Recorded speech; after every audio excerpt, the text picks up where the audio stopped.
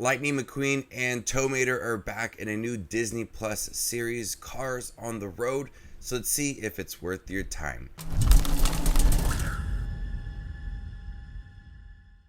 Hey everybody, my name is Justin here to watch everything that hits theaters and on streaming services like Disney Plus. If you guys are like me, make sure to hit that subscribe button down below for more up and coming content. The series follows Lightning McQueen and Mater going on the road trip where they will meet Tow Mater's sister and prepare for her wedding. Happy Disney Plus Day, everybody. There's a lot of things that are hitting Disney Plus today. The new live action remake of Pinocchio, Thor Love and Thunder is on Disney Plus now. But I think people will forget about Cars on the Road. It's very similar to that Baymax series where each episode was very short. There is 9 episodes within this series and it focuses on this road trip. And each episode is about like 9 minutes. There's even an episode that's 6 minutes long.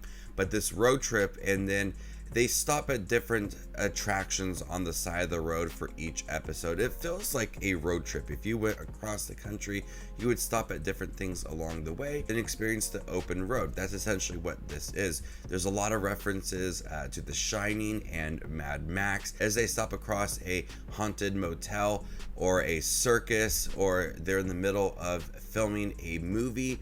There's so many different things that they stop across during these 9 episodes. So it gives it that fun road trip feel. And I'm not the biggest fan of the Cars films. I actually think they are the worst Pixar films. So going into this, I wasn't that excited.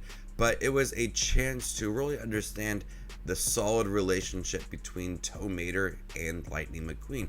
As Larry the Cable Guy and Owen Wilson return for this series, we have a chance to understand that relationship and understand why they work and why they're considered to be one of the best pairings in Pixar. So as they're just traveling down the open roads, there's some personal moments, and we learn about Tow Mater and his sister, and I really like those moments, even though they were very brief, of them traveling and just driving, realizing that they are good friends, and there's going to be some arguments along the way, but we learn about some of these characters and some things that they're afraid of as well. So I like when it just took a step back and became a little more personal for the series.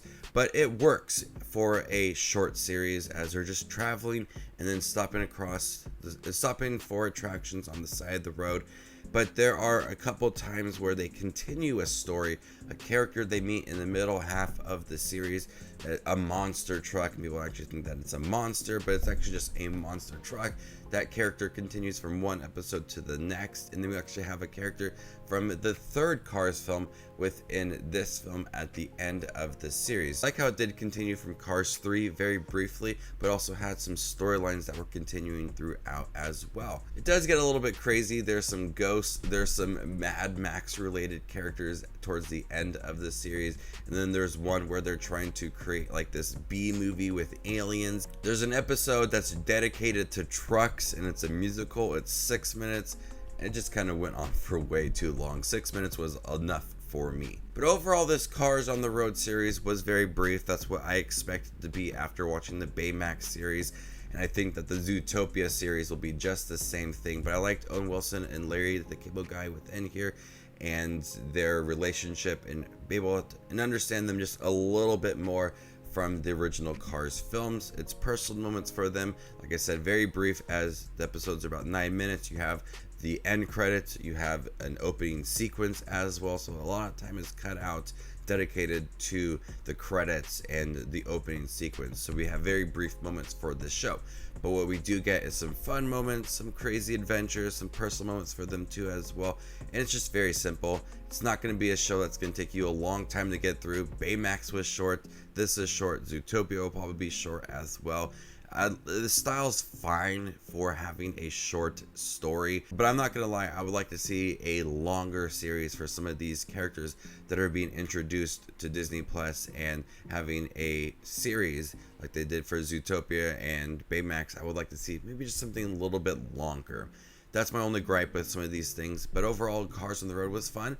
I think people will overlook it because of having Thor and Pinocchio on Disney Plus. It's going to be one that people will overlook. But it's very brief, so I would recommend checking it out for how quick it is.